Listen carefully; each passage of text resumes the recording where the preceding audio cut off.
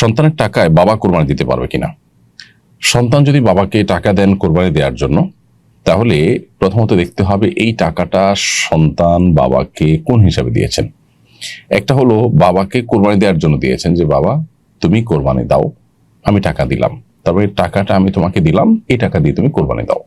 তাহলে বাবার তরফ থেকে সেই কোরবানি হবে, তার সব বাবা পাবেন। আর সন্তান বাবাকে কোরবানি করার জন্য টাকা দিয়েছেন, ভালো কাজের জন্য টাকা দিয়েছেন, সেই হিসাবে তিনি আলাদা করে আল্লাহ তাআলার কাছে দানের সব পাবেন।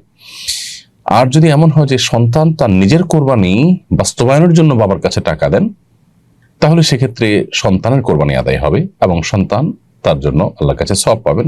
আর বাবা একটা ভালো কাজ করেছেন, সন্তানের তরফ থেকে কোরবানি বাস্তবায়ন করেছেন, একটা নেক কাজে সহযোগিতা করেছেন, সন্তানের কাজটা বাস্তবায়নের ক্ষেত্রে তিনি প্রতিনিধির ভূমিকায় অবতীর্ণ হয়েছেন, সেই জায়গা থেকে তিনি সওয়াব পাবেন ভিন্নভাবে, সেটা ভিন্ন কথা, কিন্তু কোরবানির সওয়াবটা সন্তান পাবে। তো এটি নিয়তের উপর নির্ভরশীল, অর্থাৎ সন্তান যে টাকা দিয়েছেন কোরবানি করার জন্য, তার এই টাকা দেওয়ার ক্ষেত্রে কি নিয়ত ছিল। বাবার তরফ থেকে কোরবানি দেওয়ার জন্য যদি হয়, তাহলে বাবাকে বলে দিবে যে বাবা কোরবানিটা তোমার তরফ থেকে হবে, টাকাটা আমি দিলাম।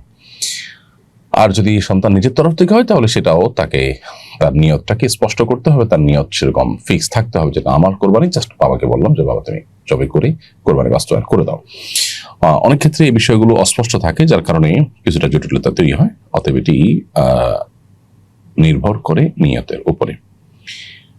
অন্যের দেওয়া টাকায় কোরবানি করলে কোরবানি সহি হবে কিনা।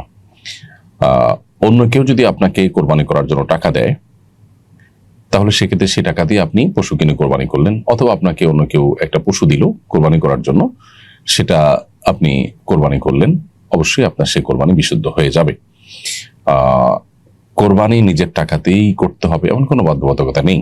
আপনাকে আপনার ভাই, আপনার বন্ধু, পরিবারের কেউ একটা গরুর টাকা, একটা ছাগলের টাকা দিয়ে দিল, বললো এটা তুমি কোরবানি করিও, মানে আপনি আপনার ইবাদতটা করবেন, তিনি আপনাকে সহযোগিতা করলেন, আপনাকে টাকার মালিক বানায় দিলেন বা পশু মালিক বানায় দিলেন, কোরবানির জন্য দিলেন, আপনি সেটা আপনার নিজের তরফ থেকে কোরবানি করতে পারেন, কোনো অসুবিধা নেই। অন্যের দেওয়া টাকা বা অন্য দেওয়া পশু দিয়ে কোরবানি করা যায়, কিন্তু অন্যের দেওয়া টাকা বা পশুটা যদি আপনার তার কাছ থেকে একরকম জোরপূর্বক আদায় করা হয় বা যে যৌতুক ইত্যাদির মতো করে আদায় করা হয়, তাহলে সেটা তো ভিন্ন কারণে গুনাহের বিষয় হবে।